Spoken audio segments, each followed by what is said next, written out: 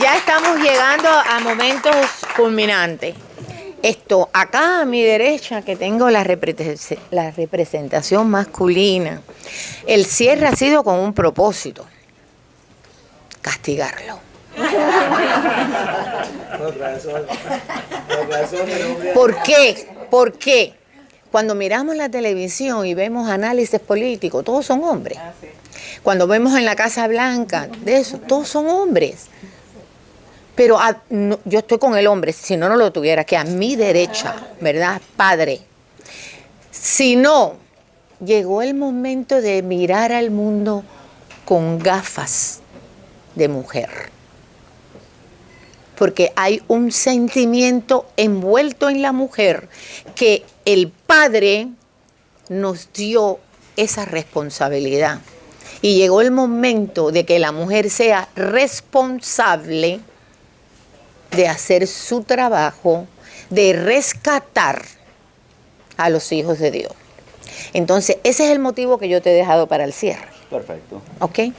Ahora bien, ahora nos toca, obviamente, el momento esperado, que viene desde México, a entregarnos algo que cuando hacemos la combinación de estos dos libros, nos vamos ¿a dónde? A lo que tenemos que hacer cada día. Y ese es el título de su libro, y de eso ella nos va a hablar.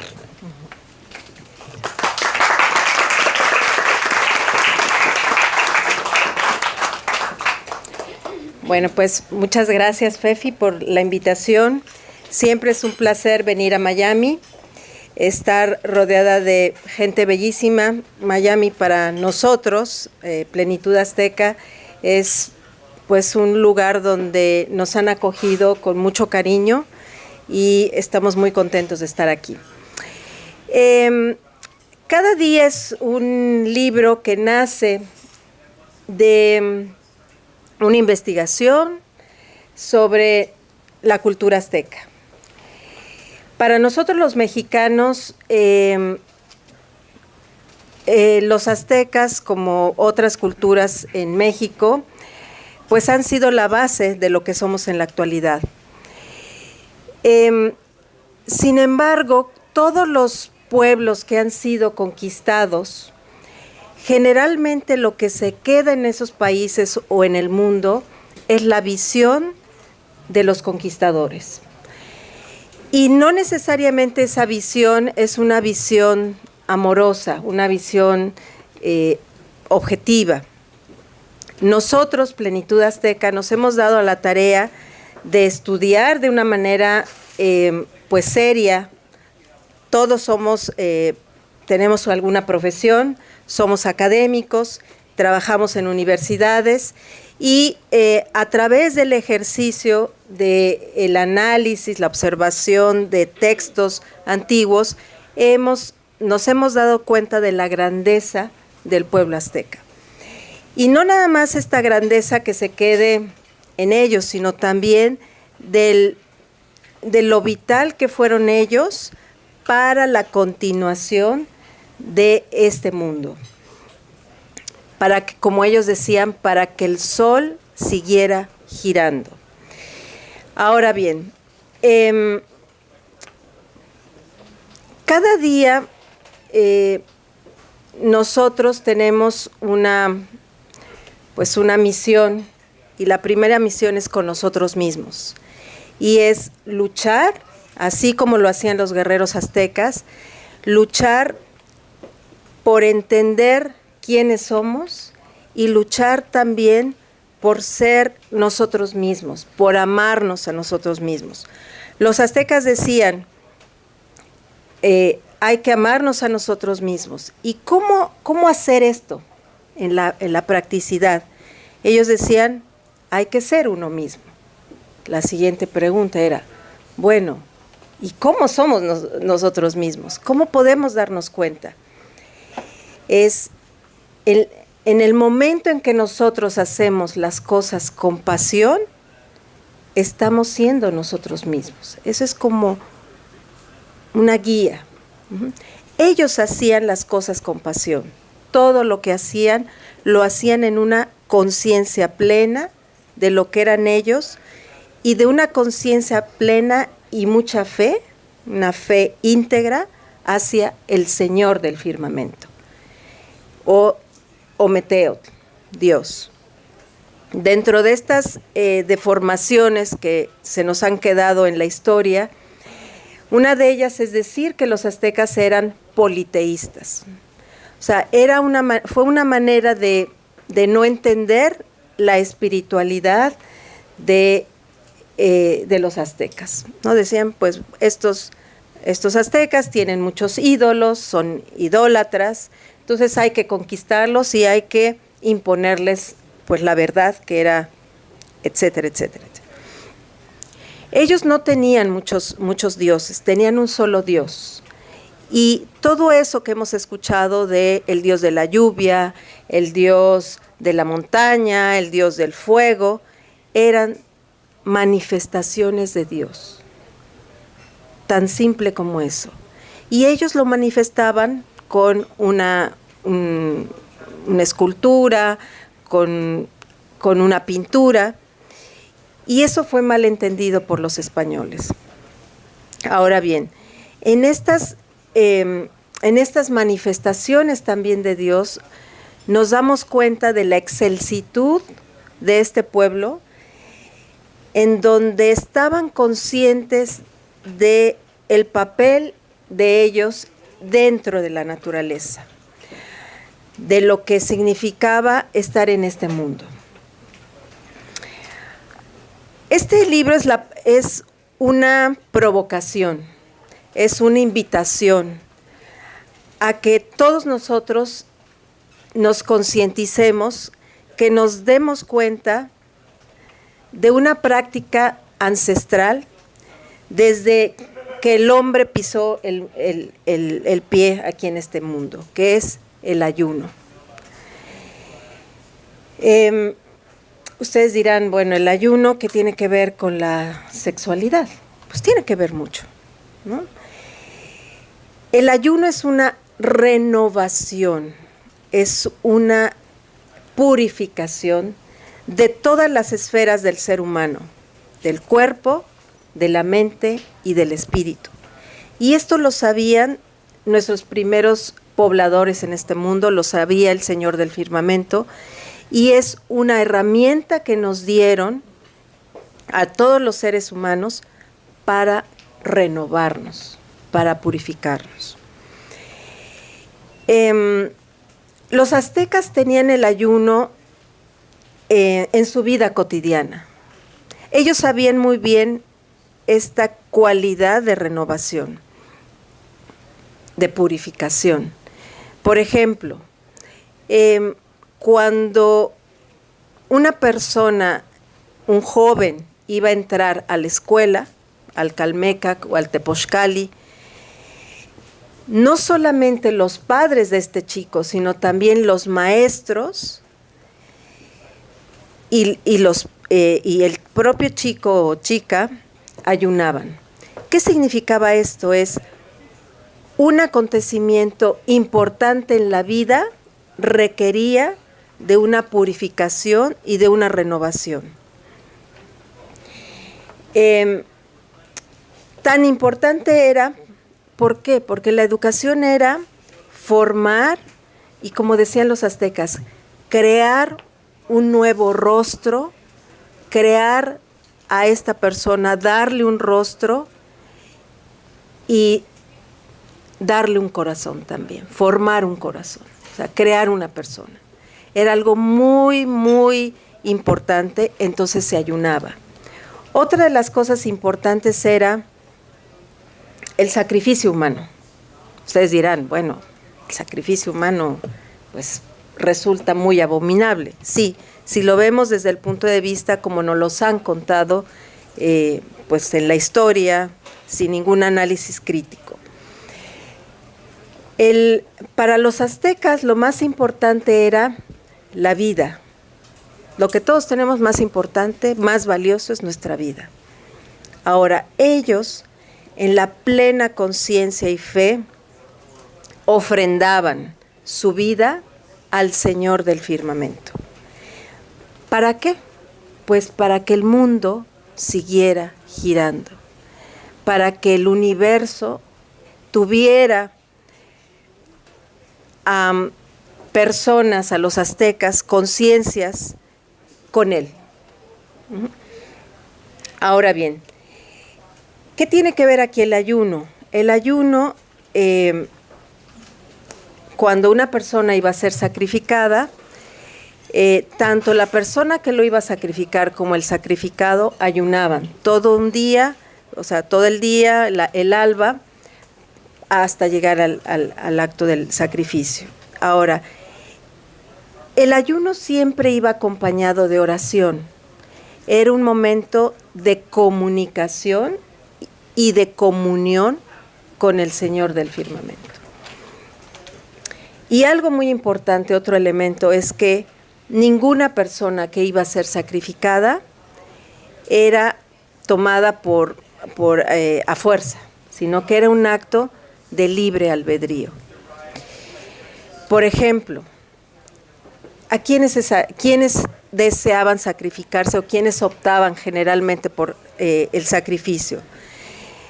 En la época de los aztecas existían lo que ellos llamaban las guerras floridas. En la actualidad, en las sociedades occidentalizadas, lo más común es cuando hay guerras, es el llevar a cabo la mayor destrucción, no nada más a nivel físico y material, sino también del número mayor de personas muertas, o daños psicológicos también. Entonces, en la época de los aztecas, primera cosa, se llegaba a la guerra cuando ya de verdad no había ninguna opción de negociación. Generalmente era por cuestiones comerciales.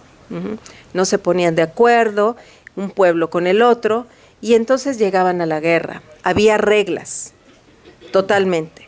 No se podía atacar en la noche y había una serie de reglas pues que ambos pueblos las tenían. Pero una cosa muy importante es que para los guerreros aztecas lo importante era capturar al mayor número de enemigos, no matarlos. Lo peor era matarlos. Era muy penado, era poco prestigio matar a las personas, sino es el mayor número de personas con vida capturados. Ahora, esos prisioneros que hacían los guerreros aztecas, la persona que los capturaba, el guerrero, tenía que seguir con esta actitud de guerrero. ¿Y qué quería decir? Pues tenía que curar las heridas del prisionero, del enemigo, porque era una persona, un ser humano. Entonces los curaba y los alimentaba. Eran prisioneros. En el caso de ser prisionero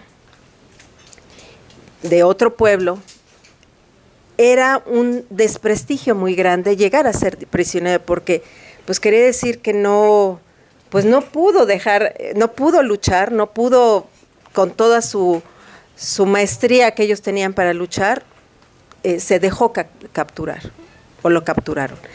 Entonces, una manera, podríamos decir, una manera de saldar toda esta pena que ellos tenían, esta vergüenza de haber sido capturado, es ofrendar su vida, lo más valioso que tenía, para el Señor del firmamento. Era una pena quedarse así como un prisionero, pues decían, no, yo ya es el momento de trascender y de ofrendar mi vida. Entonces, el concepto de sacrificio humano es otro concepto muy diferente a lo que nos han platicado. Y en esta conciencia de lo que era la trascendencia, pues se ayunaba y se oraba. Era una purificación para llegar a este momento tan importante en la vida de seguir el camino. Ahora, algo bien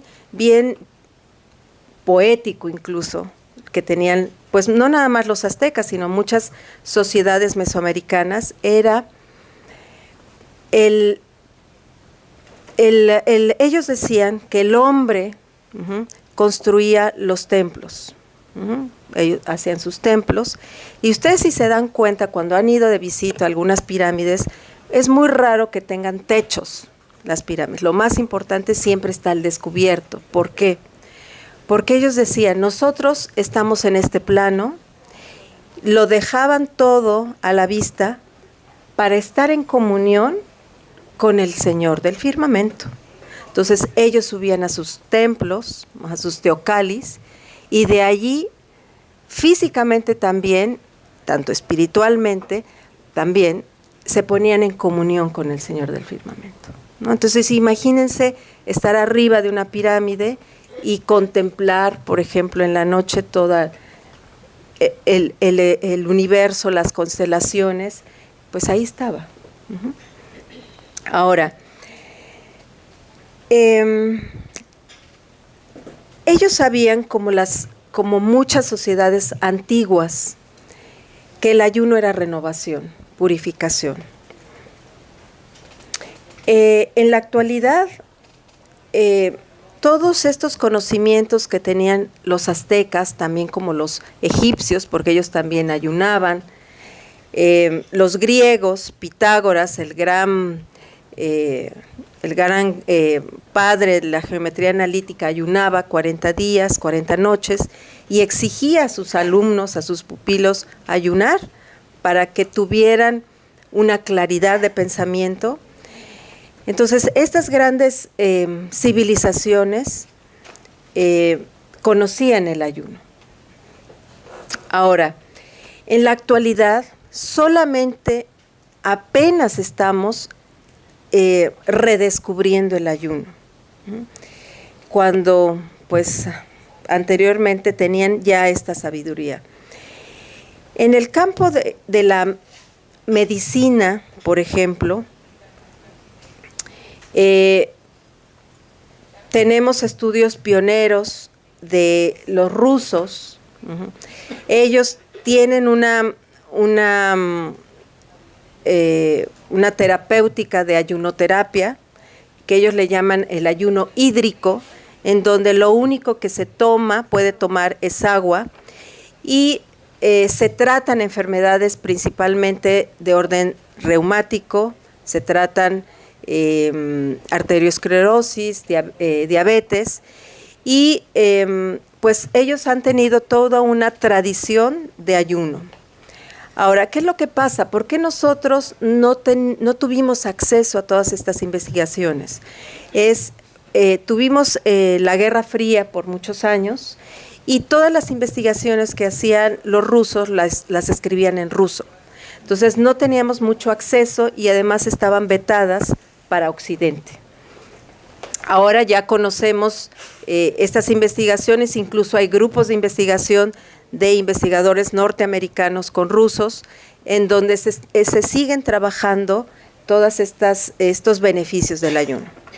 Enfermedades tan actuales como la diabetes. México es uno de los países que tiene unas altas prevalencias de diabetes. Estados Unidos también, con el síndrome metabólico. Investigaciones actuales de grupos de noruegos, de estadounidenses, de británicos, han visto que baja los niveles y controla los niveles de glucosa en la sangre. Uno de los estudios más actuales que se ha visto, por decir, bueno, ¿y por qué? ¿Qué pasa en esto? Es debido a una reprogramación de genes en las células del páncreas. Ahora, todos los estudios que se están haciendo en la actualidad en varios países, Holanda, nosotros estamos en México, Estados Unidos, Alemania, que es pionero, Rusia, estamos basados y estamos trabajando y entendiendo un proceso muy importante, que es el proceso clave para entender por qué el ayuno puede mejorar la salud de la persona en cuanto al cuerpo, que es el proceso de la autofagia. La autofagia es un proceso a nivel celular de degradación. ¿Qué quiere decir esto? Que es un proceso que tenemos todos los seres humanos en donde catabolizamos, degradamos todas las sustancias tóxicas, virus, bacterias, residuos de metabolitos en el organismo que tenemos, que producimos el ser humano. Ahora, aquí el punto clave es que el ayuno induce la autofagia. ¿Qué es lo que pasa en las sociedades actuales? Nos las pasamos siempre comiendo. Entonces no dejamos a nuestro cuerpo, a nuestro organismo, llevar a cabo esta función celular de la autofagia. Entonces, de allí la presencia de muchas de las enfermedades combinadas con otros factores como la obesidad, la hipertensión, las enfermedades cardiovasculares, el cáncer, por ejemplo. Entonces, esto no sucedía, por ejemplo, en los primeros pobladores. Los pobladores que llegaron a habitar la tierra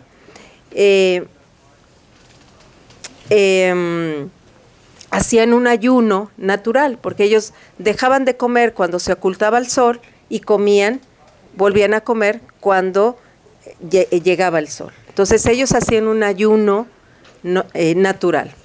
Ahora, tenemos estos beneficios en el cuerpo físico que nos previenen enfermedades, pero también actúa en las emociones. Las grandes religiones saben muy bien y se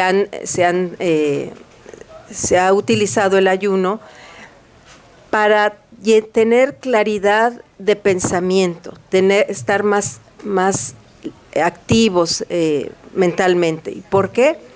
Porque cuando se está en ayuno se aumentan la serotonina, la dopamina y las catecolaminas, que son hormonas y neurotransmisores que nos ponen más alertas y más despiertos y más felices. Esto pasa metabólicamente. Y por último, también es una renovación de espíritu. Todas las grandes religiones, por ejemplo la católica, la judía, en el islam, etcétera, que tienen el ayuno, tienen la coincidencia de decir que con el ayuno el espíritu crece. Entonces es una práctica en donde se toca el cuerpo, la mente y el espíritu. Hacer ayuno es un alto, un pretexto, una herramienta para la renovación total del ser humano, no nada más de la sexualidad, sino de todo el ser humano. Tan importante también la sexualidad, pero es para todo. El libro es una invitación para esta concientización y ahí habla de todos los beneficios, lo que se está haciendo en el mundo, desde el punto de vista médico, con el cáncer, etcétera, pero sobre todo es esta invitación a esta renovación, a esta concientización para que regresemos a esta práctica que utilizaban pues los primeros pobladores de la tierra y los aztecas.